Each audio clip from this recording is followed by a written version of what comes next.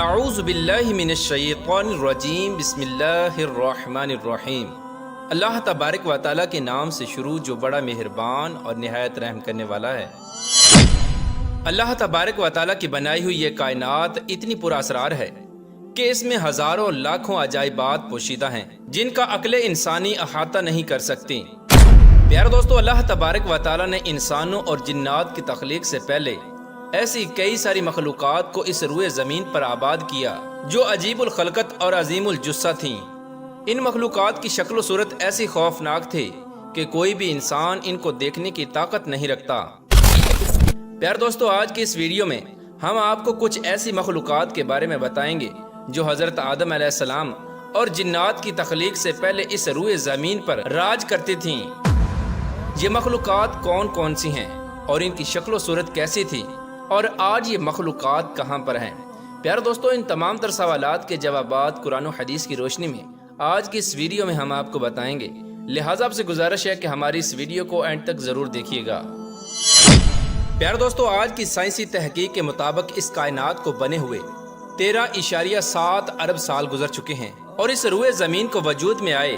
4.54 ارب سال ہو چکے ہیں۔ اللہ تبارک و تعالیٰ نے اس روئے زمین کو پیدا فرمانے کے بعد بہت ساری عجیب الخلقت اور خوفناک مخلوقات کو اس روئے زمین پر آباد کیا۔ یہ تمام تر مخلوقات اپنے اپنے وقت کے ساتھ ساتھ اپنی زندگی گزار کر اس روئے زمین سے ختم ہوتی چلی گئیں، پھر ایک کے بعد ایک مخلوقات اس روئے زمین پر آباد ہوتی چلی گئی، یہاں تک کہ اللہ تبارک و تعالیٰ نے جنات اور انسانوں کو تخلیق فرما دیا۔ پیار دوستو، انہی خوفناک مخلوقات میں سے کچھ مخلوقات ایسی تھیں کہ جو سب سے زیادہ طاقتور اور شریر تھیں۔ اکثر لوگ یہ سمجھتے ہیں کہ انسانوں اور جنات سے پہلے اس روئے زمین پر کوئی بھی مخلوقات آباد نہ تھی، جبکہ یہ بات غلط ہے،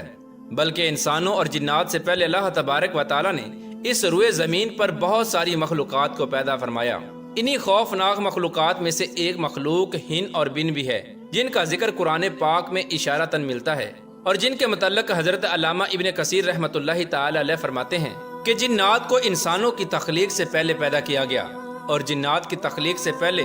اس روئے زمین پر ہن اور بن نامی مخلوق آباد تھی۔ یہ مخلوق بہت ہی زیادہ خطرناک اور شریر تھی۔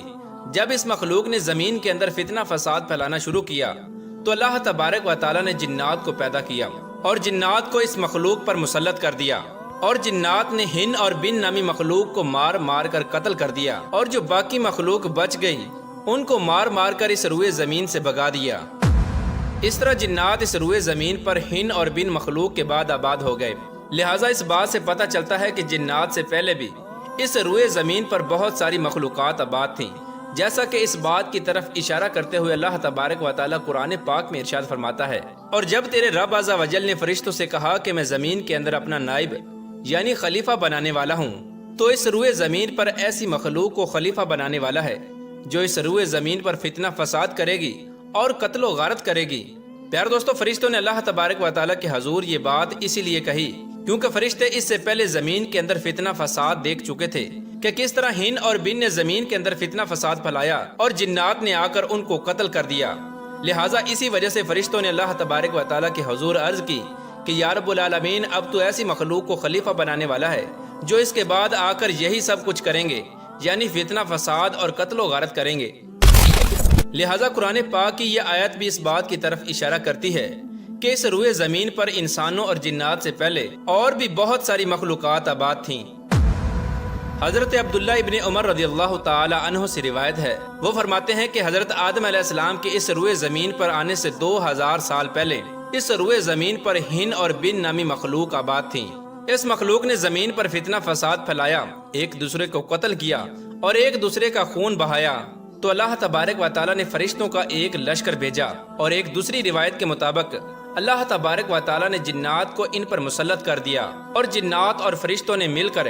ہن اور بن نامی مخلوق کو مار مار کر قتل کر دیا، اور اس کے بعد جنات اس روئے زمین پر آباد ہو گئے۔ حضرت ابن عباس اور حضرت ابن مسعود رضی اللہ تعالی عنہ سے بھی یہی روایت ہے کہ اس روئے زمین پر انسانوں اور جنات سے پہلے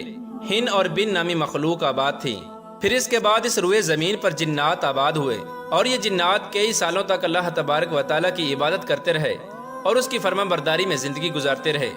لیکن جنات بھی وقت کے ساتھ ساتھ اللہ تبارک و تعالیٰ کی نافرمانیاں کرنے لگے اور جنات نے اس زمین پر قتل و غارت اور فسادات پھیلانا شروع کر دیے۔ تو اللہ تبارک و تعالیٰ نے ان کی طرف آسمان سے ایک فرشتے کو بھیجا جس کا نام یوسف تھا۔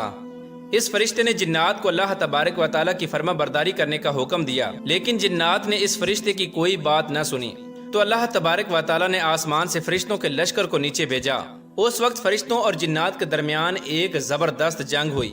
اس جنگ کے اندر کئی جنات مارے گئے اور بالآخر فرشتے جنات پر غالب آ گئے اور فرشتوں نے جنات کو مار مار کر سمندروں اور جزیروں کے اندر قید کر دیا۔ روایات میں آتا ہے کہ اس وقت جنات اس روئے زمین پر تقریباً 1000 سال تک آباد رہے۔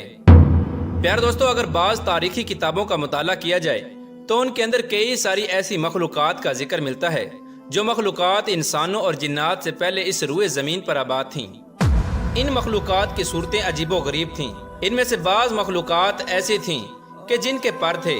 اور یہ ہواؤں میں اڑا کرتی تھیں، اور ایک مخلوق ایسی تھی کہ جس کے 2 چہرے تھے، ایک آگے کی طرف اور دوسرا پیچھے کی طرف، اور اس مخلوق کے بہت سارے پاؤں تھے۔ اور اسی روئے زمین پر اللہ تبارک و تعالیٰ نے ایک ایسی مخلوق کو بھی پیدا فرمایا کہ جس کا جسم شیر کی طرح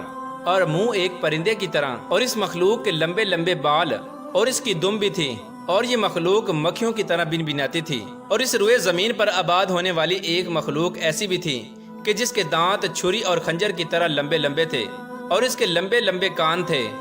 اس کے علاوہ ایسی بہت ساری عجیب الخلقت مخلوقات کا تذکرہ تاریخ کی بہت ساری کتابوں میں ملتا ہے جن کو اللہ تبارک و تعالیٰ نے انسانوں اور جنات سے پہلے اس روئے زمین پر آباد کیا، اور پھر اپنے اپنے وقت کے ساتھ ساتھ یہ تمام تر مخلوقات ختم ہوتی چلی گئیں۔ حضرت عمر رضی اللہ تعالی عنہ بیان فرماتے ہیں کہ اس روئے زمین پر 1020 مخلوقات آباد تھیں، جن میں سے تقریباً 420 مخلوقات سطح سمندر پر آباد تھیں اور باقی مخلوقات سمندر کے اندر رہتی تھیں۔ پیار دوستو، یہ باتیں سننے میں تو عجیب و غریب لگتی ہیں، لیکن اللہ تبارک و تعالیٰ کی قدرت سے بعید نہیں۔ بے شک اللہ تبارک و تعالیٰ ہر طرح کی مخلوق کو پیدا کرنے پر قادر ہے۔ اللہ تبارک و تعالیٰ سے دعا ہے کہ اللہ تبارک و تعالیٰ ہمیں اپنی فرما برداری کے اندر زندگی گزارنے کی توفیق عطا فرمائے اور نیک اعمال کرنے کی توفیق عطا فرمائے۔